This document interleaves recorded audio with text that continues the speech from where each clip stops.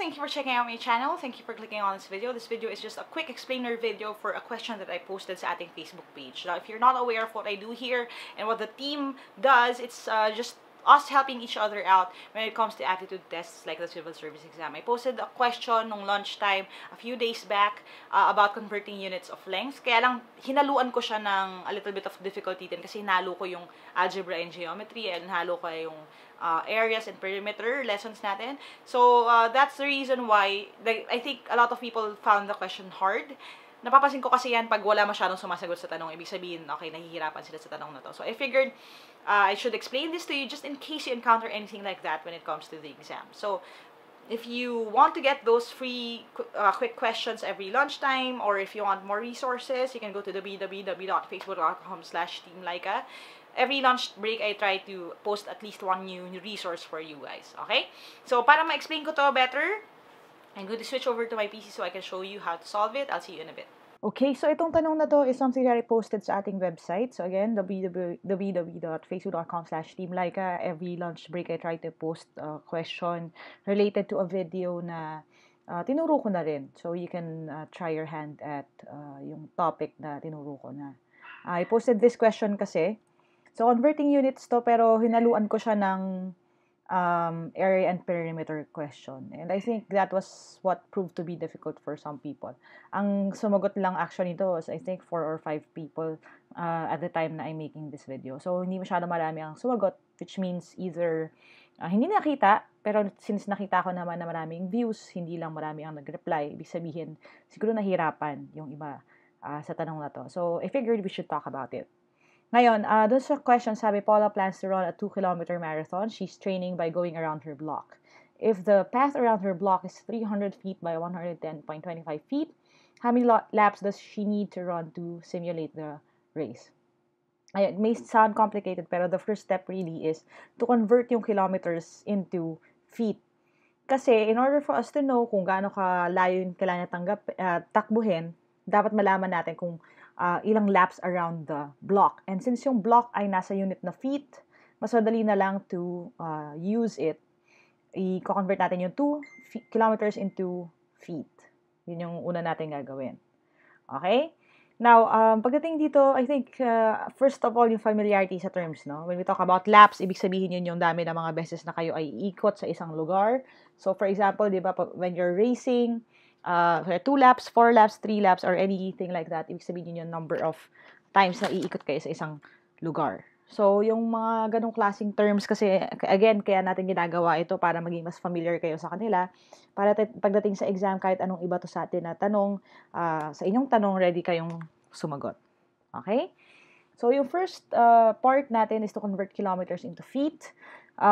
Start with it's 2 kilometers. And again, if you haven't seen the discussion on converting units, go ahead and watch that first, ha? So, makalalo kayong maguluhan dito. So, 2 kilometers times, and then para makancel siya, yung kilometers lalagay natin sa ilalim. And 1 kilometer is equal to 1,000 meters.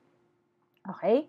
And then, dahil yung meters ay hindi pa feet, kakancel din natin siya. So, by multiplying it, ilalagay natin sa ilalim yung meters. Kasi ang 1 meter is equal to 3.28 feet. And then, isosolve natin yan. Okay? So, basically, makakancel itong mga bagay na ito. Okay? So, kilometer to kilometer, makakancel. Meter to meter, makakancel din siya.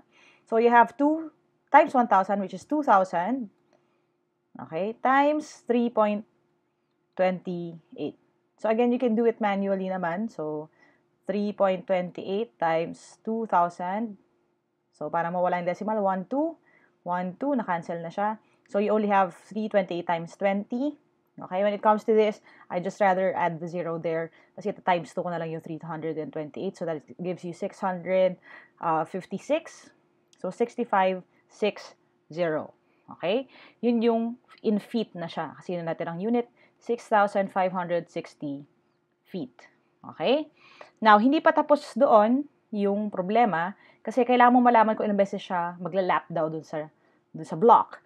Ngayon, ang itsura ng block would be something like this, rectangle. Okay? Di ba yung isang block din kahit sa subdivision ninyo or sa village ninyo probably looks like that. Ang kanyang dimensions binigay sa problem ay 300 feet by,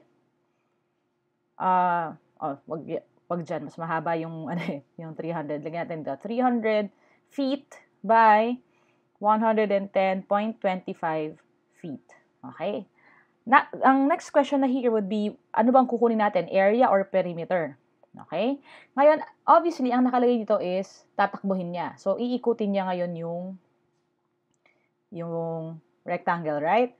So, when we're talking about yung edges lang, pagtatayo ka ng bakod, maglalakad ka around, we're talking about perimeter. Okay? Kasi distance ang hinahanap. You will only use area if you're going to cover the entire thing. Okay? And since hindi naman yun ang gagawin niya lang ay iikutan niya yan, then we're going to use perimeter. Ang formula ng perimeter is basically i-add mo lahat ng sides. Okay? So, pag rectangle, yan ay 2 length plus 2 width. Na-explain ko na rin to in a video. Click here na lang sa taas to catch up, no?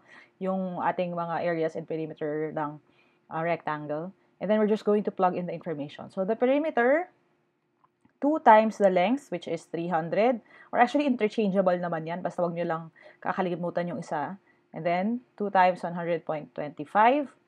So, you have here 600 plus 220, 110 nga pala to, 220.5.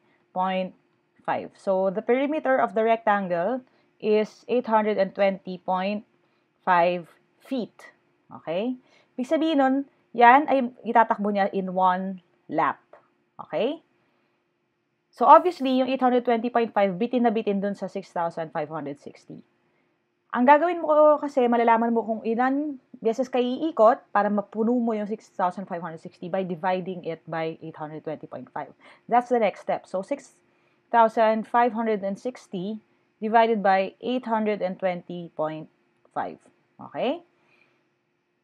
Now, you can solve it again traditional method, or you can go ahead and just try out by multiplying numbers, no? Ngayon, when it comes to decimal pag ganito, di ba, we move it there, tapos maglalagay tayo dyan para ma-divide natin siya properly. Okay? Ang 8,205, i-divide natin yung 65,600, you will have 7 here. Okay?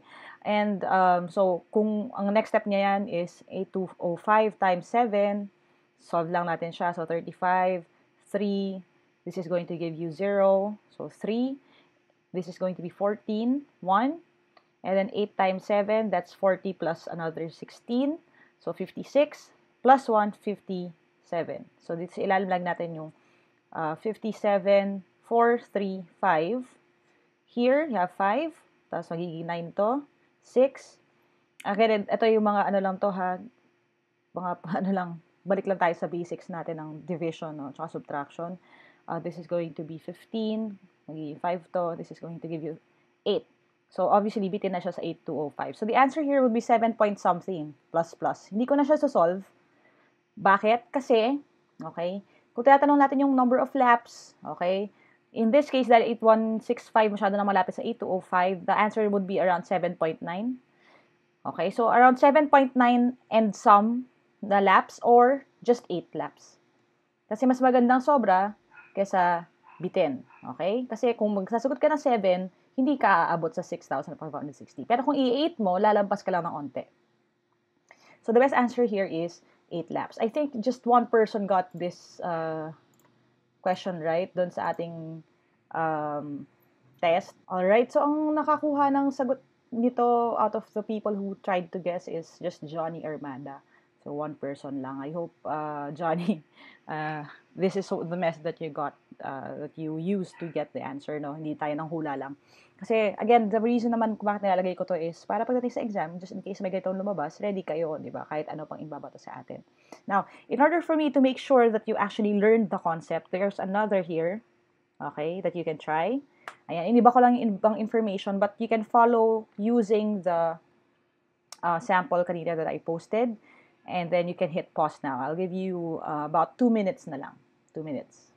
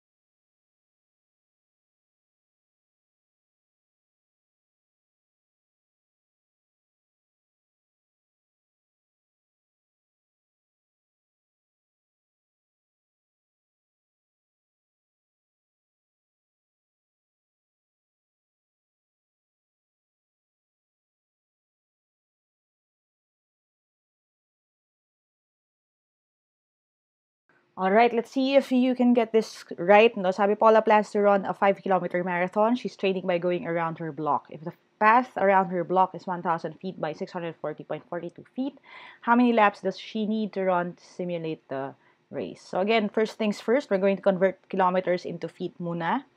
So we start out with 5 kilometers. Para ma-cancel siya, i-multiply natin siya with this fraction. Para ma-cancel yung kilometers, lalagyan natin yung kilometers sa ilalim. Ang 1 kilometer is equal to 1,000 meters. So, maiiwan na unit yung meters. Kaya lang hindi pa final kasi feet ang hinahanap natin. So, i-multiply pa natin siya. So, over 1 meter, kasi isang meter, meron kang 3.28 feet. And then, you're just going to multiply that. So, again, like we did kanina, so 5 times 1,000, that's 5,000, no? And then, times 3.28. So, you can do it like this, 3.28 times 5,000. Move natin decimal place dalawang beses doon. Katanggal natin dalawang zero kasi naghiraman lang sila. So, 328 times 5 na lang, tapos lalagay natin yung zero sa dulo. Okay? So, yung times 5 natin, di ba may technique ako doon? You just divide it by 2 and multiply it by 10. So, divided by 2, that is 1, 6, 4. And then add a 0 there. So, 16,400 yung feet. Ito yung target natin. 16,400 feet. Ngayon, yung rectangle is a little different than before. Iba na yung measurement niya. You have 1,000 feet sa isang side and then 640.42 feet sa isa. Again, following yung formula ng perimeter ng rectangle. So, that is going to give you 2 times 1,000 plus, and then 2 times 640.42. You have 2,000 plus, and then 1,280.84. Okay? After that, i-add lang natin siya. So, you have 3,280.84.